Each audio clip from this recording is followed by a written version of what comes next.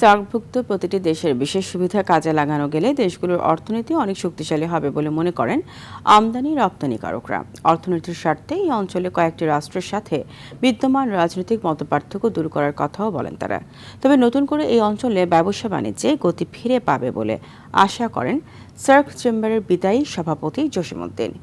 ইসলামাবাদ থেকে ফিরে এসে আরও জানাচ্ছেন তৌহিদুর রহমান।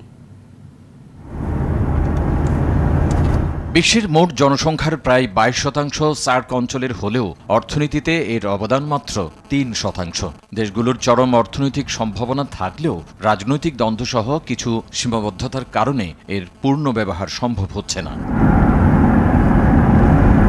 সম্প্রতি পাকিস্তানের ইসলামাবাদে সার্ক চেম্বারের জেনারেল মিটিং সহ নানা অনুষ্ঠানের আয়োজন ছিল। সেখানে বাংলাদেশের প্রতিনিধিরা কথা বলেন এই অঞ্চলের অর্থনৈতিক সম্ভাবনা নিয়ে। আমাদের সবারই কিন্তু কোনো না কোনো কিছু ইম্পোর্ট করতে হয়, কোনো না কোনো কিছু এক্সপোর্ট করতে হয়। তো নিজেদের মধ্যে যদি এই এক্সপোর্টটা বাড়ানো যায় তাহলে যোগাযোগ ব্যবস্থা যেমন ভালো হবে, আমাদের নিজেদের মধ্যেও কিন্তু একটা খুব সুসম্পর্ক বজায় থাকবে। যেখানে মানুষ মানুষকে জানতে পারবে, যার যেটা দরকার, কেউ ইম্পোর্ট কেউ এক্সপোর্ট, যেভাবে তাদের নিজস্ব আইডিয়াতে তাদের ম্যানেজ করতে হয়, এবার প্ল্যাটফর্মটা আমরা তৈরি করে নিতে পারি। এই অঞ্চলকে এগিয়ে নিতে রাজনৈতিক মতপার্থক্যের ঊর্ধ্বে ওঠার তাগিদ দেন তারা।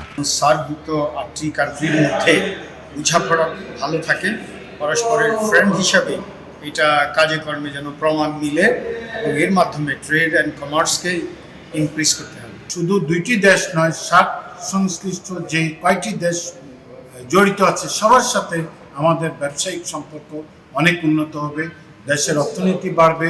এখানে আমরা যদি প্রতি ইন্ডিয়া, বাংলাদেশ, পাকিস্তান, শ্রীলঙ্কা সব দেশ ধরি, তাহলে আমরা মনে হয় 200 কোটি ছাড়িয়ে যাব। So that's our market.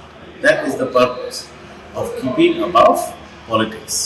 SAARC চেম্বারের সদ্য বিদায়ী সভাপতি জসিমউদ্দিনের সময় ইসলামাবাদে উদ্বোধন হয়েছে সার্ক হেডকোয়ার্টার ভবন। এর মাধ্যমে সার্ক এগিয়ে যাবে বলে মনে করেন তিনি। ফাইনালি আমার টেনিউরে আমরা এটাকে কমপ্লিট করেছি। এই রিজনের বিজনেস ডেভেলপমেন্টের জন্য যা যা দরকার এখান থেকে আমরা করা সম্ভব হবে। B2B এবং রিসার্চ ইনোভেশন, এখান থেকে পলিসি মেকিং, অ্যাডভোকেসি, এগুলি পলিসিগুলি এখান থেকে করা সম্ভব হবে। সার্ক অঞ্চলের প্রয়োজনীয় পণ্য আমদানি রপ্তানি করা গেলে পারস্পরিক সম্পর্ক আরও শক্তিশালী হবে বলে আশা করেন তিনি। রিজনাল বিজনেসটা বাড়ানো খুবই দরকার। মানে কম্পিটিটিভনেস থাকলে আমার র মেটেরিয়ালসের সোর্স হতে পারে, আমাদের ফুড সিকিউরিটির জন্য হতে পারে, এনার্জি সিকিউরিটির জন্য হতে পারে এবং ক্লিন এনার্জির জন্য হতে পারে। এই যে পটেনশিয়ালিটিগুলি আছে, প্রত্যেকটা দেশের কিন্তু নিজেদের অ্যাডভান্টেজ আছে। এই অ্যাডভান্টেজগুলি খুঁজে আমাদেরকে ইউজ করা খুব দরকার। চলমান জ্বালানি সমস্যার সমাধানও সহজে করা সম্ভব বলে মনে করেন তিনি। তৌহিদুর রহমান, ইসলামাবাদ, পাকিস্তান।